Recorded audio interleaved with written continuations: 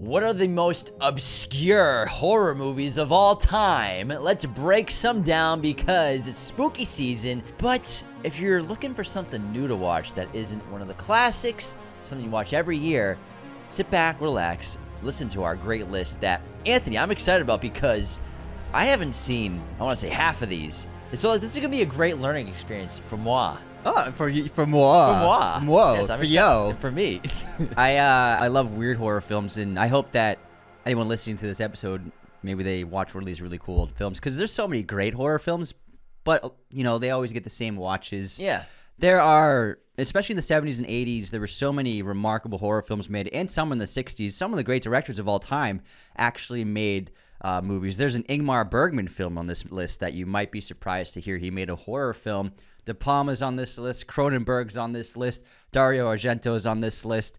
There's so many great films, old ones and relatively new ones. We have a couple of recent films, but a lot of these are like 80s, 90s, and 70s. So hopefully this spooky season, you can watch some new ones from this list. Have you, since it's October, have you been watching any horror on your own outside of theaters for new releases? I watched Evil Dead 2 at the New Bev the other night. Oh, no way! How did it look? Awesome. It was a really great 35mm print. Was that part of a double feature? It was Evil Dead 2 and From Dusk Till Dawn 2. I have some friends that went to that. Oh, no way. I saw their Instagram stories. From Dusk Till Dawn 2 was terrible. But it was a fun, cheesy, like, very pulpy sequel. Who directed that? Scott Spiegel, who was friends with Quentin Tarantino and with Robert Rodriguez and was a producer of From Dusk Till Dawn. He wrote that and directed this 10 years after the first one. Do any characters from the original show up at all? Danny Trejo shows up. That's it. I figured, yeah. But it was fine. But Evil Dead 2 just destroyed. It's so funny and ridiculous. Did they play that first? Yeah, of course they play that first. But it was like the whole crowd was laughing the whole time. It's a great horror film. No, yeah, that's so cool. I've never seen From Dusk Till Dawn 2. Nor have I, but you don't have to. Nor have I. Nor have I. I would say, yeah, just watch Evil Dead 2. Yeah, I watched The Shining the other day, which was just maybe my 30th time watching it, but it's always so fun, and always I pick up something new when I watch that Maybe movie. after this episode, you can watch a couple of these. I think I might actually. Yeah, you think so? I think so. Let's start the list off, though, with Klute. Klute! Now, this is one of those films nobody talks about. Very few people are aware of it, but it's a really great film starring Donald Sutherland and Jane Fonda, from the director of All the President's Men, The Pelican Brief, and a bunch of other great films, Alan Pakula. He made like 3 movies in a row that were conspiratorial, and this one, Jane Fonda plays a woman who's caught in a murder conspiracy. Donald Sutherland is suspicious and trying to investigate what's going on. This is an incredibly made film. It's got some good scares, great performances. I really love this movie. I watched it for the first time earlier this year. It's got a really strange score, but overall, it's thrilling. It's got some really great scares, awesome cinematography, and it's a really great 70s horror film. That sounds excellent, and I'm going to add that to my list. I'm a huge Donald Sutherland fan. Whenever I see him in anything, I'm locked in. I think Invasion of the Body Snatchers, the remake that he did, not the second remake that Daniel Craig was in, is one of my favorite horror movies of all time. It's fantastic. But let's get into a Roman Polanski film now. The Tenant, 1976, starring himself as a new tenant at an apartment where the previous tenant attempted suicide, and so he's like embroiled in this paranoid conspiracy that he's trying to figure out what's going on. Yeah, he thinks that, and the film's very ambiguous. It's like he thinks that everybody in this building is out to get him and murdered this woman, and so he's trying to figure out the truth. Did they conspire together to kill this person, and are they doing the same to him? It's so incredibly well shot. Polanski actually plays the lead role in this film. That's what I said when I opened the movie. I did. Sorry. Excuse me. Anyways. That's what moi said. That's what yo said. Thou said it. Yo. Thou saidest. I mean, it's great. It's got, oh my God, the ending of this movie is unbelievable. Spoiler it's for everybody. I'm just kidding. Don't spoil No it. spoilers. No spoilers. We want you to enjoy this. Jokes, but it's one of the jokes. great, crazy horror films. I remember I rented this at Vidiots, and the clerk was like, oh, nice pick. Sometimes you go and you get one, and they're like, oh, I can't wait for you to watch it. Every time I go, they either react to the movie or they'll give a recommendation. It's cool. It's like the fun version of Trader Joe's. Mm-hmm. Or Trader Joe's, they like, oh, how's the broccoli? Let me know how it is. Looking forward to trying it sometime. They have to comment on something versus like, oh, we actually get to talk about a movie. Yeah. Next up, we got Brian De Palma in the house with one of his sisters. Yes, one of his lesser-known films, Sisters. 1972. Yeah. Yeah. Nice job, man. Thanks, man. Appreciate it. This stars Margot Kidder. You want to do this one? It's about a journalist who investigates a murder linked to a former Siamese twin with a sinister alter ego. Whoa. Oh, you've told me about this movie. It's crazy. The trail reveals a dark history of psychological manipulation of medical horror. De Palma's Hitchcock-esque inspired thriller delivers suspense and grotesque horror. Yeah, there's a lot of great split screen shots in this film, and obviously split diopters, which he's so famous for. But this movie might have the most split screen I've ever seen in a movie. There's a lot of it because of the twins in this movie, and also a lot of voyeurism, which he did it a lot in his earlier films.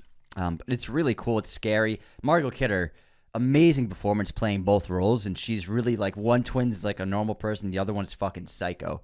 It's great. It's awesome stuff. Watch Sisters this Halloween. Real quick, before we continue, check out this amazing Black Phone 2 poster over my right shoulder inside this beautiful light box, glowing it like it's a movie theater, provided to us by our great friends at movieposters.com. Use our code Raiders10 at checkout to get 10% off today. Plus, we have an affiliate link with the website in the episode description. If you click that link, it knows that it's tracking you from our show, so that we get a commission on your purchase.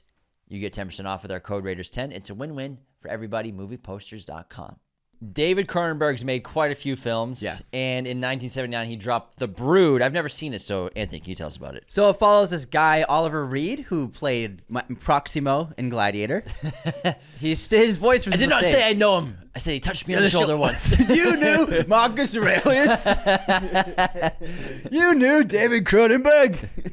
In this film, he plays a father whose wife, who he's estranged from, had before the film started taken his son to this like retreat resort with some doctor. He hasn't seen his kid in a long time, and his wife is like refuses to see him. So he's on this mission to try and get his kid back from this really creepy like health resort kind of place, run by a very strange doctor and this woman. It leads him to uncover some of the most fucked up imaginable things going on. The Brood refers to like a group of beings that are being like created there. And it's very strange. It's super weird. In Cronenberg fashion, it's going to really gross you out, but it's got some awesome kills. These very strange, like monstrous kind of humanoid beings are like the movie monsters of this movie. And man, they fuck people up. It's crazy.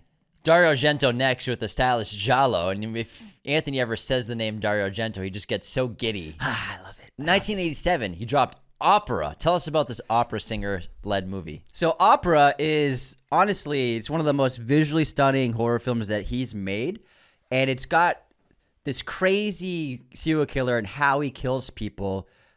He straps them up and pierces their eyes. He sets them up with this contraption.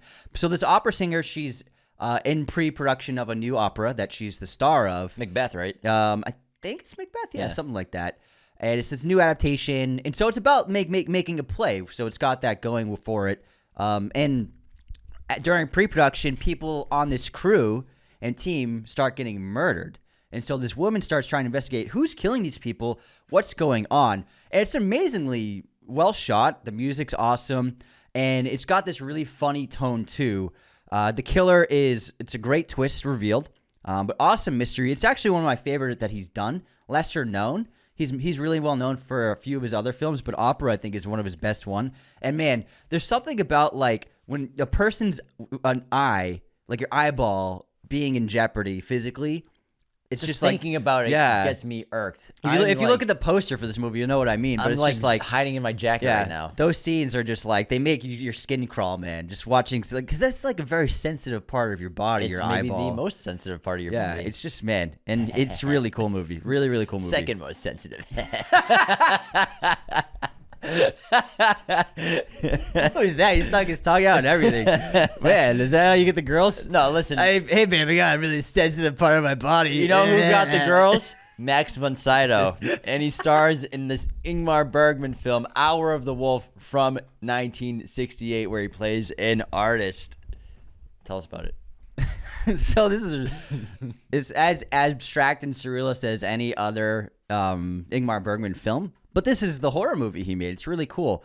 And so he and his wife, they moved to this island so he can start working in seclusion and focus on his craft. And then one day he goes missing. So he disappears into thin air. But before that, he's behaving very strangely. And also the neighbors on the island, they're all super fucking weird. It's like sketchy as hell. And then I'm dumbing down this plot. Everyone's like, it's like, imagine if Ingmar Bergman heard like bad sketchy, heard this. He's like, everyone's like super fucking weird, and like this guy like goes to this island, man. But he was acting very strange in his behavior, and it's all like metaphysical, metaphorical what he's doing. And then when he's gone, she starts investigating and asking around, like, "Have you seen my husband?" And people are like, "What husband? You didn't have a husband when you got here." And so she falls into this psychotic, nightmarish dreamscape of abstract horror, trying to find her husband and uncover what's going on. It's really sensational and has some crazy graphic scenes that are very surrealist and abstract, like if Salvador Dali made like a horror film. It's really incredible. It makes you think. It's challenging, obviously, like any Ingmar Bergman film, but it's fantastic. It's the only kind of film he ever made in that genre. I love a good witch movie. Yes. I want to talk about The Demon, or Il Demonio, from Italy, 1963, directed by Brunello Rondi. You've seen this, right? Yes. What's this demon film about? With witches and spookiness. It's not witches. It's basically the first Exorcist movie. So this movie inspired The Exorcist. Whoa. And it's an Italian film made in 1963, and it follows a woman in a small rural Italian village who claims to be possessed by a demon, and everybody shuns her and ostracizes her, and everybody looks at her as a villain. She's a monster. Nobody will help her, and so she's kind of like doesn't know what to do. This showcases the first instance of the backward spider crawl. Oh, no shit. She did it in the performance by the actress in this film was so physical. They used a lot of the stuff she did in this movie in the Exorcist film. So Reagan crawling backwards down the stairs was actually first done in this movie. And it's got some crazy, like, physical possession movements and posturing, just like Possession and the incredible physical performance she put on in that film. This is the movie that inspired it all. So this is the first real exorcism possession movie ever. Il Demonio, or called the Demon, 1963. It's really brilliant. It's so good. What I love, and I haven't seen in such a long time, from John Carpenter, The Fog. A couple years before The Thing, a few years after Halloween, Jamie Lee Curtis starred in this film. And this mysterious fog hides in this shipwreck all these vengeful spirits with these glowing red eyes. It's a freaking crazy movie.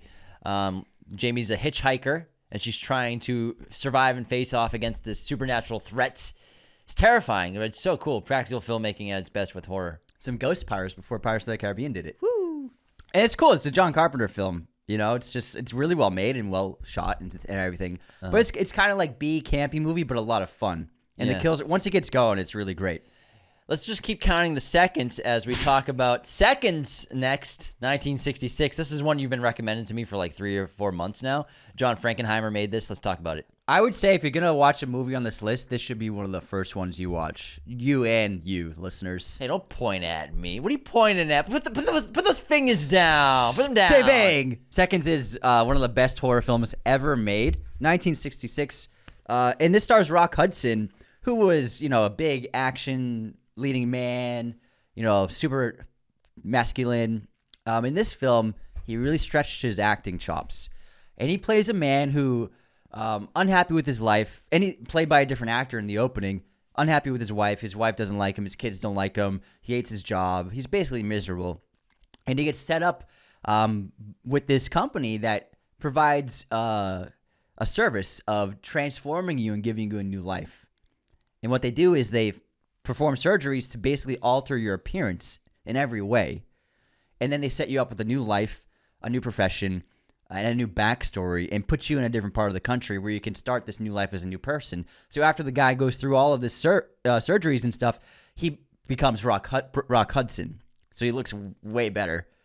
And what happens is he realizes that it wasn't just his life, it didn't solve all his problems, and he wants to back out and return to his old life, but the company won't allow that. That's against the rules. And so it's crazy, unbelievable, really great filmmaking, and some of like the most insane imagery you'll see in a horror film. It's unbelievable. And you always get insane imagery in Alfred Hitchcock films. Yes. Like in Frenzy, which he made all the way back in 1972. 72. A serial killer who kills a woman with a necktie is the main plot point of this film. However, the wrong guy's being investigated. Yeah, it's got some incredible imagery. There's a lot of like almost POV-esque camera angles of the guy killing people, which really puts you into the shoes, and it's very graphic. And also there's an incredible shot where we follow a woman into her apartment, and the serial killer is already in there, and then we don't go into the apartment with her, but she closes her door, and then we start hearing struggle as the killer's killing her. And Hitchcock, he just takes the camera and he literally backtracks it down the steps, down the hall, out of the building, across the street, and the camera just stays on that building though. But we can tell, we're imagining what's happening in that room, in that apartment. It's really one of the best shots in a horror film ever. It's insane. You have a really nice smile, Anthony. You know what? It's because you have nice teeth. 2007 from Mitchell Lichtenstein, the film Teeth. I've never heard of this. Why don't you never saw this? I don't think I saw this. And let me look up a poster. So this is about a woman who is going through, teenage growth and adolescence, and she's becoming a woman. I do remember this movie. However, what's different about her is she has razor sharp teeth in her. You know what? She's like this. It's like this legend. Yeah, in her nose. It's this legend of like this thing, this like woman with this, and so she starts, and she's been like abused and used by men, and so she starts getting revenge on the men in her life by doing the dirty, and then with her teeth down there biting off their hot dogs. I remember this movie. Holy crap! Yeah. Oh my god. It's crazy. That's such a good concept. It's like a black comedy too. It's pretty silly, but man, it's fucked up. What is good, also, and is getting a remake right now. Just probably, I think, finished shooting with Keke Palmer. Yeah. Joe Dante's The Burbs from 1989, starring Tom Hanks, Bruce Dern, and Carrie Fisher. Tom Hanks plays a suburbanite who suspects his neighbors of dark deeds, but he ropes in his quirky friends to investigate. And it's got great comedy, great horror, great mystery, and an awesome third act. And Bruce Dern's in it, and Yeah. he's so good in it. But what's funny about this movie is you're like, are there like fucking alien monsters next door in that house, or what's going on? It's really funny. I'm not looking forward to the remake because this is like a kind of like a diamond in the rough kind of movie where it really just works because of the cast. You know what I mean? Hanks and Dern play really well off each other. But yeah, I don't know. We'll see. What was a bonkers movie when I was a kid was Killer Klowns from Outer Space, 1988 from Steven Chodo. Obviously, I'm sure a lot of people have heard of this movie. If you've never seen it, it's about these alien clowns who invade a town, and they use circus-themed weapons to kill or trap humans in these cotton candy cocoons. And these teens and a cop must fight this bizarre threats. Crazy horror comedy blends absurdity with really great practical effects. This is also getting a remake. Is it really? Yeah. Why? But why? Money. This Give always me money, please. money, please. Daddy, You've money, never please. I've never done anything wrong ever. I know this, and I love you. Money, please. Jenny Slate in Parks and Rec. Very Great. funny. I would say this movie always freaked me out as a kid. Killer Clowns from Outer Space. The clowns were just like so scary and bizarre, and I was terrified of them. Re-Animator is still like kind of obscure for most people. 1985 from Stuart Gordon. I don't think I've ever even seen this movie either. But it's about This guy, his name's Herbert West. He develops a serum to reanimate the dead, leading to gruesome chaos. His roommate and others face the horrific fallout of his experiments. Gordon's cult horror comedy is iconic for its wild, gore, and dark humor. It's like a modern Frankenstein, essentially. And it's a serum. It's really fun. Like there's like a head that talks that he reanimates. It's not just the whole body. It's just like it can be limbs and stuff. So it's a pretty insane movie. In 1980, Maniac came out. This actually got remade with, was it Elijah Wood? Like 10, 15 years ago? POV with Elijah Wood. What year was that? 2012. I'm right in the money. It was a pretty freaky movie. It's the point of view of a serial killer. Like all serial killers, they're not born, they're created. Yeah, in the Ed Gein's series out, I think, I haven't seen it, but that's what it sounds like, going through the story of his relationship with his mother. Mm-hmm. Thinner, 1996, directed by Tom Holland. You can always look better, be thinner. Oh, what are you talking about? You look great. Use a coaster. Robert John Burke is this character who's cursed to waste away. He's a lawyer. He's cursed to waste away after killing a gypsy's daughter and evading justice. And throughout the course of the film, he's consistently getting thinner and thinner. It's like the Santa Claus, except in reverse. And it's a Stephen King novel. This is like one of those 90s super low budget adaptations. The guy who played Dennis Leary's brother in Rescue Me is the lead of this movie. Oh! He's the lead character in this movie. The dead brother? Yeah, the dead brother. From Mayhem? Allstate Mayhem? Oh, no, his cousin. Gotcha. Not the brother. Gotcha, yeah. Yeah. The brother's his Allstate guy. No, but cool. it's good. It's creepy. The practical effects look really good. He just, no matter what he does, he just keeps losing weight, no matter how much he eats. There's something to the supernatural revenge subgenre in horror that's really fun. Yeah. It's always really interesting. I mean, Drag Me to Hell is the same kind of thing, supernatural revenge. Mm-hmm.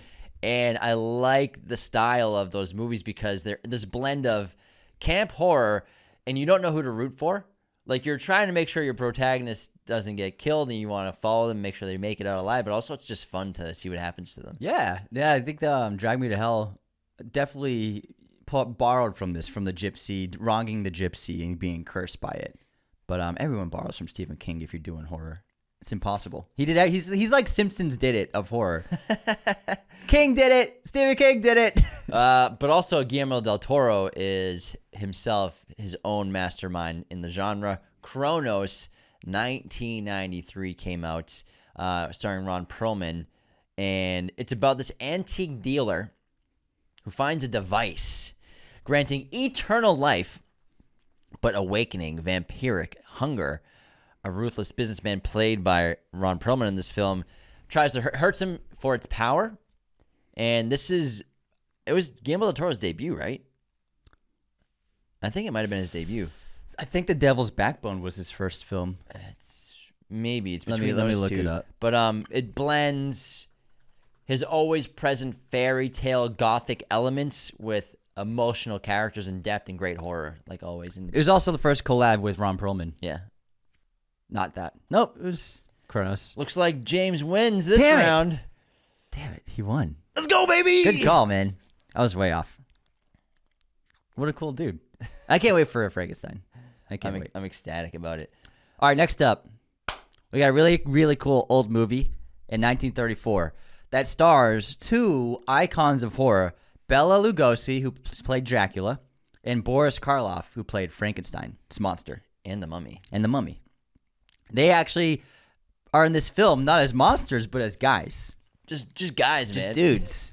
And this, I watched this last month, and it was one of the best shot horror films I've ever seen. The pacing. I like old movies. This is a pre-code film because the stories are really strong. And, the filmmaking might be aged compared to what you're used to now, but the writing is really great, and the performances are really cool. And it follows this really strange home that Bela Lugosi owns. Boris Karloff owns. So Boris and Bella have this very strange past, but what happens before is this young couple are being transported via a car to, after getting off a flight, They met a guy. He's like, oh, I'm taking my car to my neighborhood. I can drop you off close by. They get into a car wreck and are injured. So they're brought to Boris Karloff's home. Unbeknownst to them, their friend who they met, Bela Lugosi, has a really strange, dark history with him. And they have this strange rivalry. Like they were once friends during the war, but now they're like sworn enemies in some way. And something's not right with these guys. And there's something strange about this home. It's like an amazing, beautiful architect's dream because Boris plays an architect. And the young couple start to learn that maybe they weren't brought here by accident. And Boris Karloff, his character, has some very strange, fucked up motivations behind it. It's really cool mystery. It was awesome. Fucked up motivations. Let's talk about a Richard Attenborough movie. Another movie that's getting remade, just got announced a couple weeks ago. Magic, starring Anthony Hopkins, who plays a magician and ventriloquist who finds success with his act, his ventriloquist act, but his dummy seems to control him as his sanity unravels. Obsession and murder follow. This is really good. It's a ventriloquist movie, and when I watched it, I was like, I'm just going to watch it because it's Anthony Hopkins. It's actually good. They're remaking this. This episode is full of remakes. But the performance is great, and he plays the dual roles of the dummy and the character really well. And he's the guy whose his psyche is split between these two people. And the ventriloquist dummy is a murderer, and basically it's a power control too. It's like both personalities are trying to gain power and control, kind of like Smeagol and Gollum. Smeagol. And it's an amazing performance, but also some good kills, some good scares, and a really great ending. It could be really, like, if you get a good actor, it could be really great performance. For me! Foss, yes, Foss. The Bad Seed, 1956, Anthony. This is what the heck is this? Mervyn This is Leroy. like the first creepy little kid movie. Ooh, creepy little kid this movie. girl who the parents spoil her. She gets whatever she wants, but she's like fucking malicious and evil, and she steals and maybe even does some worse stuff as well. But the parents are blinded by it at first until things get so out of control. Something has to be done about this bad seed. Just push her off a cliff. Yeah, they pushed her off a cliff. Thanks for spoiling it, James. No, that doesn't happen. Wasn't that the stepbrother? The Good Son. The Good Son with Macaulay and Elijah Wood. And it's a great ending where she's like, she has to save either one. I know, right? And That's fucked up. Yeah, she chooses to let her actual biological son die because he's a piece of shit. Movie let that kid die. Imagine that. That's crazy. It's like Sophie's Choice, but one of them is not your kid. Don't Look Now, though. 1973. Nicholas Roeg. I've never seen this. Let's chat about it, Anthony. Donald Sutherland. He's back. Oh, he's Donald Sutherland's back. Hillary Mason. It's a grieving couple. They're in Venice. It's a the Venice movie. Italy movie. So yeah, I've seen images and stills. Yeah. They have a child. They have two kids. One of them. I have a child. I have a child. I have a child. Woman and children for Titanic. So they're like it's like a normal couple. They have two kids. They both have good jobs. He's a professor, and they live in a nice, quiet estate in the middle of the country. And there's a little creek on their property, and some crazy accident happens, and one of the kids drowns in the creek.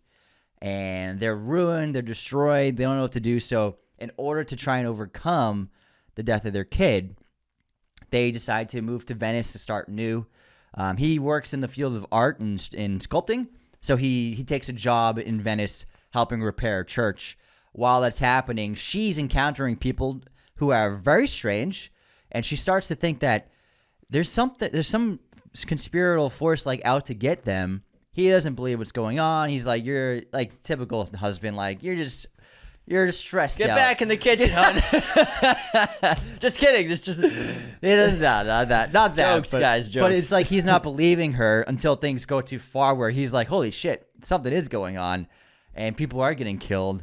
And it's really good. It's just like it's beautifully made and just cool to be in Venice in a movie. You know what I mean? Yeah, it's just way too popular now. It's got a really creepy villain, really creepy like person behind it all. Let's do one more, and then we'll run to our intermission. How's that sound? Sounds great. Let's do Kwaidan, 1964, from Masaki Kobayashi. Kobayashi, who made Harakiri. This is a horror anthology that tells 4 different stories based upon ancient myths in Japanese culture.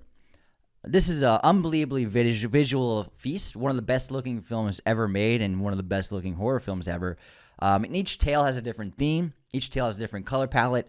There's one about this snow demon, this woman who's like a snow witch.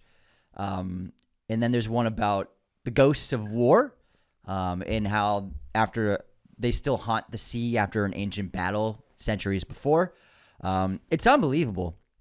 It's got this really crazy, creepy one about a husband being haunted by the death of his wife, and this demon entity thing uses hair. It's just like, I've never been more scared of hair in my life. It's just like, it's freaky, man. The stuff this guy came up with in the 60s, and it's unbelievable. Check it out. It's unbelievable. Like one of the best feats of filmmaking in the horror in history. You know what else is unbelievable? What? How many people subscribe to our Patreon.com/Raiders of the Lost podcast or on our YouTube memberships program. These programs are monthly subscriptions that get you bonus content, bonus episodes, access to Discord content and our Discord in general. We do watch parties there, and access to episodes early. Follow us on social media accounts, Instagram, TikTok, Twitter, so we can keep those opportunities. We're almost at 80,000 followers on Instagram. Hey. It's kind of a big deal. Getting there. And share us with your family and friends. It's the best way for a podcast to grow organically. I want 100K.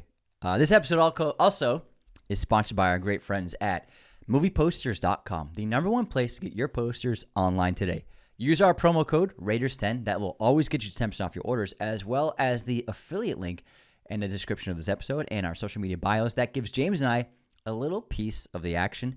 Movieposters.com has every poster imaginable in the world of film and television, from your favorite modern blockbusters to your favorite horror films, classic movies, international films, alternate prints designed by really cool artists, as well as collectibles like original movie posters of old films and lobby cards of your favorite Hollywood classics.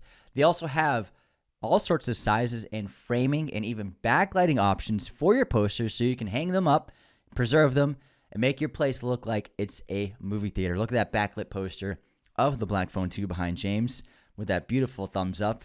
This is a wonderful... 2 thumbs up now. Check this out. Wonderful piece for your home. And, man, everything looks good in that light box. I got to tell you. Everything pops. Oh, everything does pop. Go to movieposters.com for all of your poster needs. Use our promo code Raiders10. That will always get you 10% off your order, and the affiliate link. Let's get into the intermission, Anthony. You ready for the movie quote competition? Ready. Here we go. God, I'd give anything for a drink. I'd give my goddamn soul for just a glass of beer. It's The Shining. Yeah, Jack Torrance. Pretty good impression. Yeah, I dropped the ball. I gotta practice because my Jack. Hey, don't be so hard on yourself, man. I am. You hard did great. myself. All right, here's mine.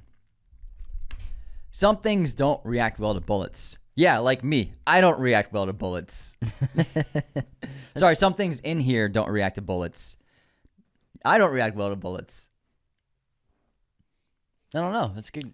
That's The Hunt for Red October. Oh. When they're in the submarine with the nuclear warheads around them. It's good. Now the context makes sense. Yeah. Anthony, guess this movie release year. Cujo. 1994? 1983. Jesus. Way off. That was way off. Yeah, man, you should probably just fucking quit. You're fired, man. Oh, my God. Do you know what other movie that actress was in? What other big movie? Yeah, she was in E.T. Yeah, well done. She Yeah. played E.T.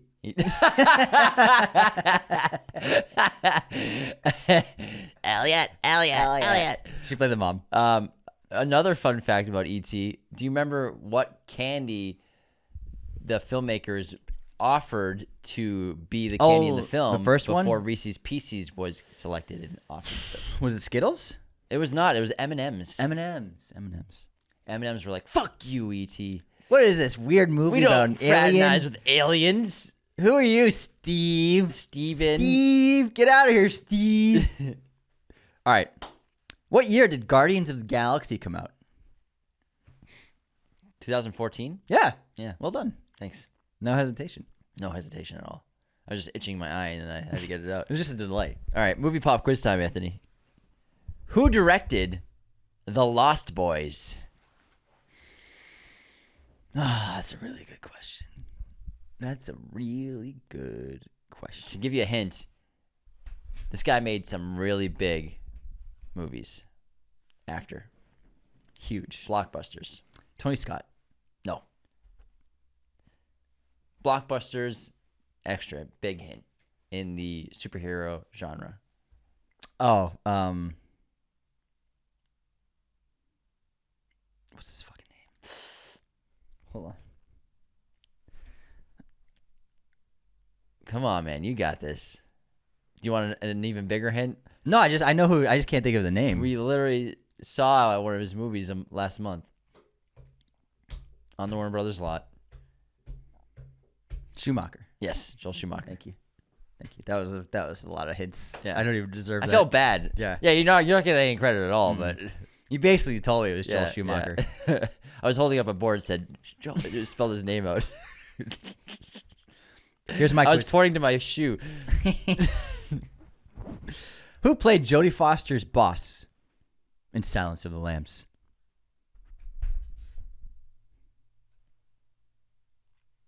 Why can't I think of his face? He's in Training Day.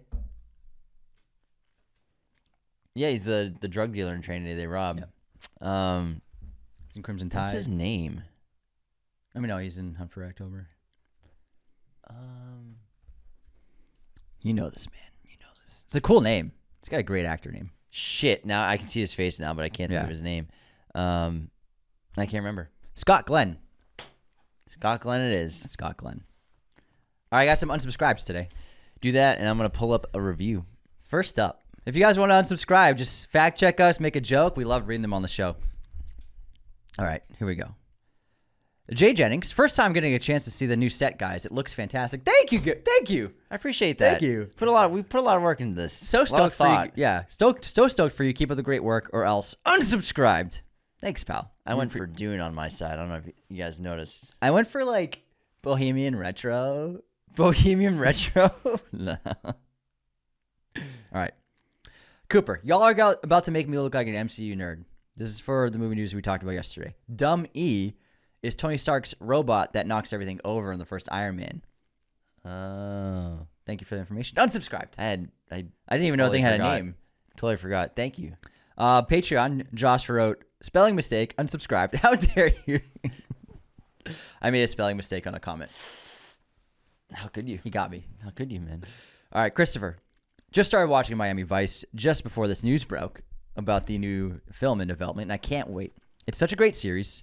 I like the 2006 film. Great episode, but I might have to unsubscribe if you don't do a Michael Mann spotlight soon. Oh, that'd be pretty cool. That'd be pretty cool. I would love to do a Michael Mann spotlight. Spotlight. Fucking spotlight. All right. Christopher also. The Dr. Sleep conversation about I thought you said she was a shiner gave me, well, you ain't all right, spider vibes. So I'm going to have to unsubscribe for neither of you making that reference. I thought you said spider. Spider. I thought you said spider. Active Mike. Tron Arse review. Unsubscribe. Aries Arse. Yeah. Yeah. I saw some reviews on YouTube of that. Also, Weekside Podcast on our Tron Aries review. I love how you guys don't just follow what other people think about movies. Keep up the great work. Subscribed. Thanks, pal. Thanks. We never follow the crowd. Yeah, it seems like a lot of the movie reviewers just like they always pick the same opinion. They say the same words, too. And then they dump on the same movie at the same time. Yeah. It's interesting. Next up, Powell Shinzo. I can't remember what movie we were talking about that he's referencing to, but he's talking about like an older movie from like 20 years ago. I do remember that. He wrote, guys, hate to disappoint you, but in truth, all of these roles were played by Dominic McLaughlin. Sort out your facts, or people will start to unsubscribe. Dylan Curtis. No Predator junk, no ticket. Unsubscribed. Yeah, we were talking about Predator junk last week. It's that kind of show, guys. You were talking about Predator junk. We both were laughing about it, all right? It was very funny. All right, Jeffrey. Brady Corbet as Brian Lackey in Mysterious Skin is an underrated performance. Great pick. Awesome episode on our underrated performances episode. Although, points redacted because you didn't even mention Dominic McLaughlin as Dominic McLaughlin in the Dominic McLaughlin story 1998. Unsubscribed. Man, this joke has such legs. It really Oh does. my God, the legs on this joke. Oh my God. Here we go. Joe Emerson, double feature of my unsubscribes. I feel so honored. Thanks. Keep up the amazing work, guys. We shouted out 2 of his unsubscribes. Ruari, Adorbs? Unsubscribed. All right, and then this is a good one. Cole Brown, not gonna lie, I found it. Koftaj is next. It's funny how Anthony got The Rock's release year wrong, despite the fact that he himself asked James the same question and guessed this movie release year months ago in the Sixth Sense episode. And the fact that Anthony is purposely skimming my unsubscribes for the 4th time now. I'll have to unsubscribe myself. Sorry, pal. Also, Ocean Roars, Taylor Swift's movie. It was not a live concert. It was just an album drop. Thanks, Oceans. Unsubscribed. There's an album drop? Yes. So was it like all just a bunch of music videos? Not even music videos. It was What just, I think it was just some music videos and some other stuff. Some like BTS. There had to be some visuals. Yeah. Crazy. All right, is that all you got? That's all we got. Thanks, Got guys. a great 5-star written review from JMilks14. Not an unsubscribed. 5 stars. I first started listening in 2021. These guys know their stuff, but they also present movie content in such an approachable way. Their positive outlook on movies is a breath of fresh air when much of the content nowadays finds ways to emphasize the negatives. As a fellow inductee to the twin lifestyle, the twin banter keeps the tone light, but does make me miss my twin brother who lives on the other side of the country. Keep up the great work, Anthony and James. J Milks, fellow twin, see you at the convention this year. We appreciate the wonderful written review. And yeah, if Anthony lived on the other side of the country, I'd miss him all the time too. No, yeah. Thanks for not unsubscribing. I'm only 15 minutes away, guys. Yeah, it's close. It's very close. It's close. All right. What's your streaming recommendation for this week? It Follows from Max, on Max. I recommend the TV series Slow Horses on Apple TV. It's fucking awesome. Gary Oldman, awesome cast. I am hooked. All right, let's get cruising through the rest of these movies on the obscure horror list. Let's start again with a John Carpenter film starring Sam Neill, In the Mouth of Madness, 1994. He plays an investigator who's searching for a horror novelist whose books warp reality, encountering nightmarish creatures. He's crazy in this movie. It's awesome. He did Possession. He did this. Like, Sam Neill did some crazy horror movies, and he's trying to locate this, like, it's like a Stephen King-esque author, and nobody knows where he is. And so he locates it, who he thinks he is in this very small town where crazy shit starts happening. He loses his sanity, and this book really is a portal into hell. You were telling me about this movie Body Double, I think earlier this year, from Brian De Palma, 1984, about an actor obsessed with watching this woman who witnesses her murder through a telescope. Yeah, it's an amazing depiction of also just being a struggling out-of-work actor combined with slasher, combined with a crazy, like, movie villain. Amazing twist. You can't talk too much about this movie without giving away the twist, but he's a failed actor, but then he uses his acting skills to investigate this murder by entering the porn industry as a porn actor so he can learn about what happened to this woman he watched get killed. It's really great. It's got one of my favorite movie transitions ever in history. It's unbelievable. It's like kind of a jaw you're dropping on the floor kind of moment. The halfway through this movie, it's insane.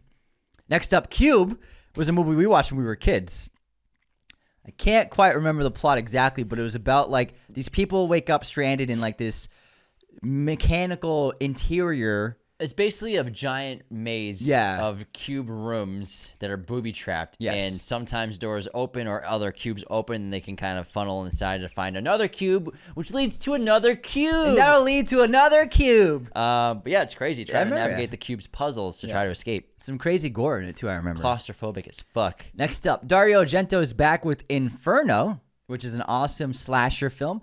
This woman, after reading a spooky Latin book from a library, follows this strange sounds and lights to this abandoned, rundown apartment where she is murdered. Really cool lighting and underwater kill. And then her brother starts investigating what the hell happened to his sister. leading him down this slippery slope into the grips of this new serial killer. I totally forgot about this Ryan Reynolds movie, The Voices, 2014, from Arjane Satrapi. Also starring Gemma Arterton and Anna Kendrick. He plays a factory worker who hears his pets urge him to kill. Yeah, he talks to his cat and his dog. And so he's trying to maintain that normalcy with his coworkers. His mental illness fuels into a violent descent, though. It's pretty good. Yeah. It's pretty good. He played like a fun serial killer who like didn't want to do it, but he was like super fun. Talked into it. Next up, A Field in England, which is a really bizarre drug horror film. After some like colonial-esque battle, like hundreds of years ago in England, a bunch of guys who were soldiers in this army, they run off to like escape the battle to like because they're scared as shit, and then they're like on this journey on their own, and they accidentally ingest psychedelic, I think fruits, and they all go. This movie's basically a bad trip, and they all hallucinate these horrific things and crazy things going on.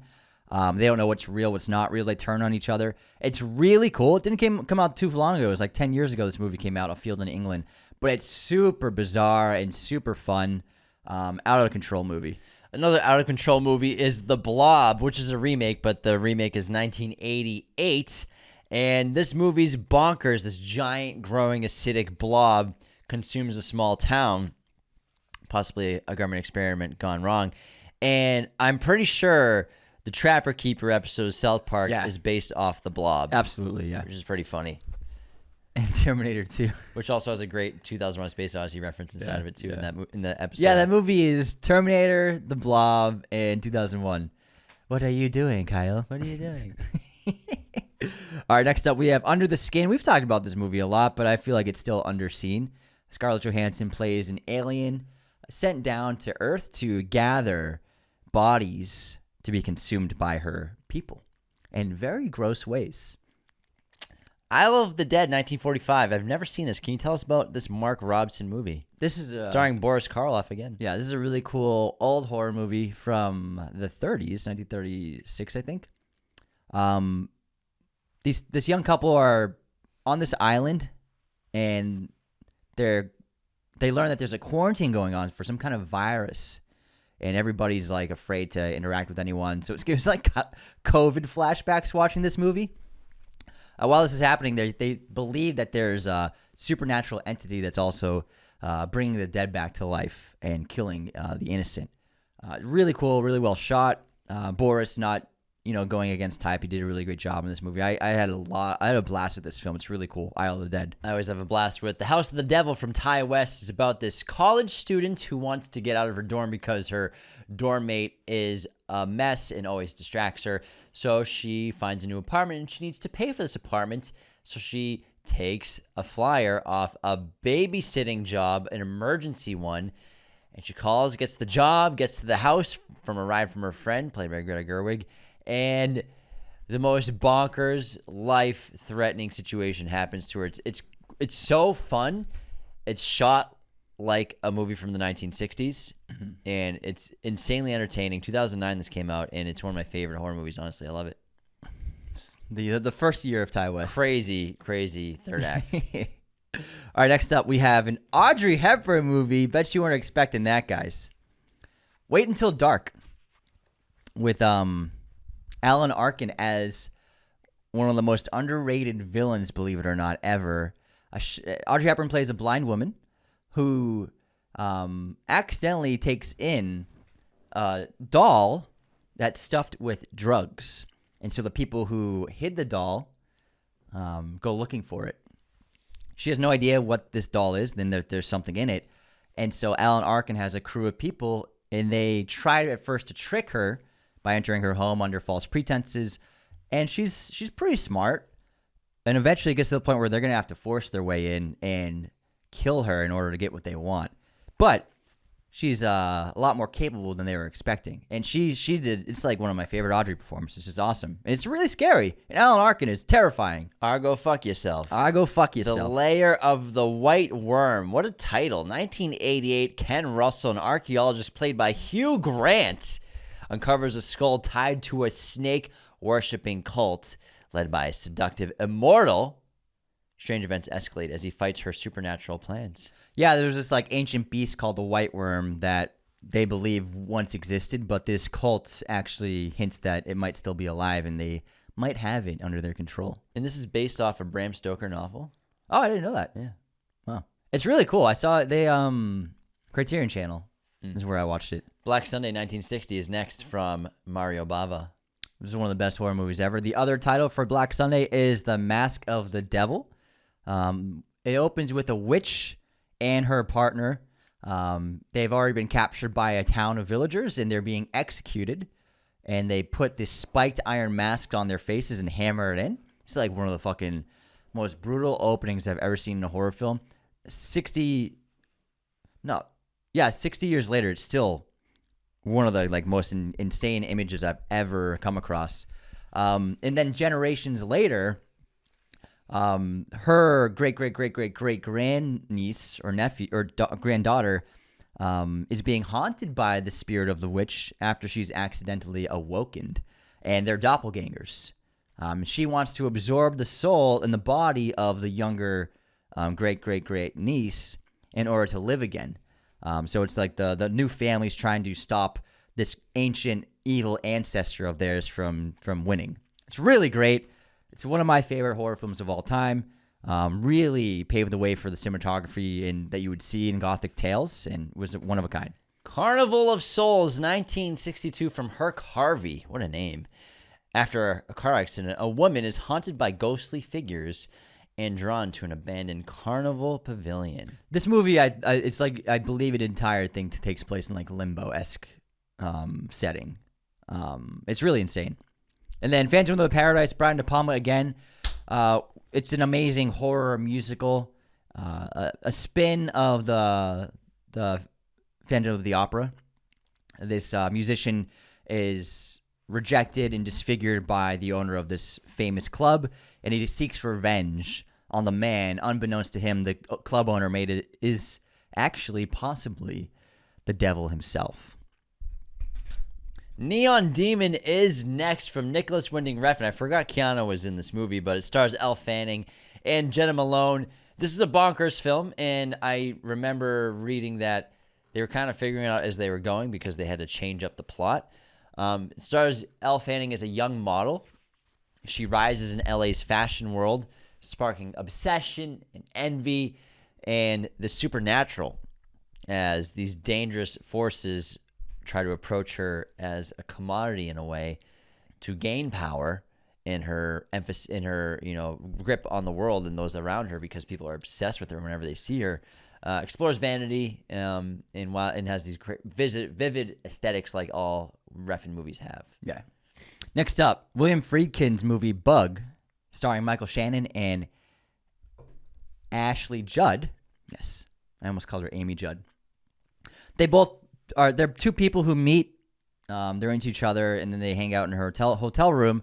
But they both start believing that some parasitic insects have burrowed into their bodies, and they're trying everything they can to get these bugs out of their skin. It's an amazing depiction of psychosis and insanity with unbelievable performances, and it's a mostly single-location film that works really well.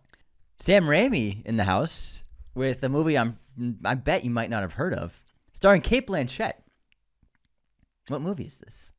It's The Gift. Cate Blanchett plays this woman who is, a psychic in town, a palm reader. That's how she makes her living, but she actually is psychic. She has visions. And her visions can sometimes help the police. Sometimes they don't. There's a back and forth. They don't really believe her, but then they can't help but deny that she keeps being right about certain things, and she keeps having visions about a murder. And so her and a local law enforcement start investigating. It's also got Keanu. Keanu is in this movie too. Another movie. Is he really? Yeah, he plays an abusive boyfriend of her friend. Giovanni Ribisi's in it. Yeah, as well. Giovanni. So Ribisi is the guy she teams up with on the investigation. Keanu is her like the prime suspect. Like, this guy's got to be the killer because look at him. He's a fucking piece of shit, alcoholic, abusive to my friend. But Character, not Keanu. yeah, Keanu, yeah, character, not Keanu. He's an angel. He's really good as like a very violent guy. I totally forgot he was in this movie. It's really good. It's really good, like a good psychic movie. Cat People, 1942, Jacques Tourneur. I've never seen this. What the fuck's it about? It's about cat people. Cat People, is it really? I put this on for the Paul Schrader one. Gotcha. His Cat People in 1980. Well, this one's about a Serbian woman who fears an ancient curse will 1982. turn her into a panther if she becomes intimate. Yeah, so Schrader did a remake of it. It's about these people who are they're part human, part like an ancient race that can transform into different big cats. And also in the Schrader film, they're two people who didn't know each other existed, and they meet and they begin this like very strange, sensual but also horror-esque relationship. It's really cool. Species, I forgot about this movie. We Michael watched this- Madsen. Ben yeah. Kingsley's in this? What? So we watched Natasha Species as Henstridge. kids. Yeah, it's about this human alien hybrid, played by Natasha Henstridge, who escapes to seek a mate, and leaving a trail of bodies in her midst.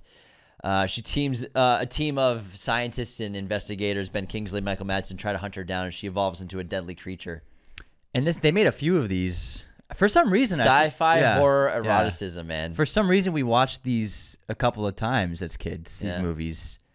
I think we were just really into her. It was on the TV a lot. It was on like Sci-Fi Channel. Species was on TV all It the time. was, yeah. We watched it quite a bit because it was on TV. You're right. Yeah, it was a fucking weird movie to be watching. Yeah, it's pretty hot. Anyways, Yeah, it's pretty hot. moving on. Jack Frost. This is not the Michael Keaton family-friendly film where the father turns into a snowman to learn about being a dad again. Imagine that, but if Jack Frost was an evil slasher monster and starts killing teenagers. It's a really insane, campy B movie, but like super fun at the same time. It was pretty fun. Fucking Jack Frost, man. And then the final movie is a found footage film. It's a found footage mixed with documentary style filmmaking of interviews. And it's Lake Mungo, 2008, from Joel Anderson. This family uncovers disturbing secrets about their drowned daughter through home videos and paranormal events. The footage reveals her haunting double life. It's a good found footage movie. It's a good one. Yeah, heavily inspired Shelby Oaks, which comes out in about a week. Oh, yeah. 24th. Yeah, pretty soon. Yeah. All righty then. Those are some obscure movies. Yeah, lots of obscure ones on there. Yeah. I haven't seen a lot of them, so That's I'll be the adding goal. a lot to my watch list. I'm sure a lot of you will as well. Which one are you going to watch first? Seconds. That's Seconds. I promise. Pinky promise. Good. But anyways, thanks so much for tuning in with us on this obscure horror movie episode during spooky season. Be sure to do all the things that help our show grow by subscribing on YouTube and becoming a member on our YouTube memberships to get early access to episodes as well as bonus episodes. Patreon.com/Raiders of the Lost Podcast. Support us there as well. Follow us on Instagram, TikTok, Twitter, all of the things. We're so easy to find. Share us with your family and friends, and take care. See you next time.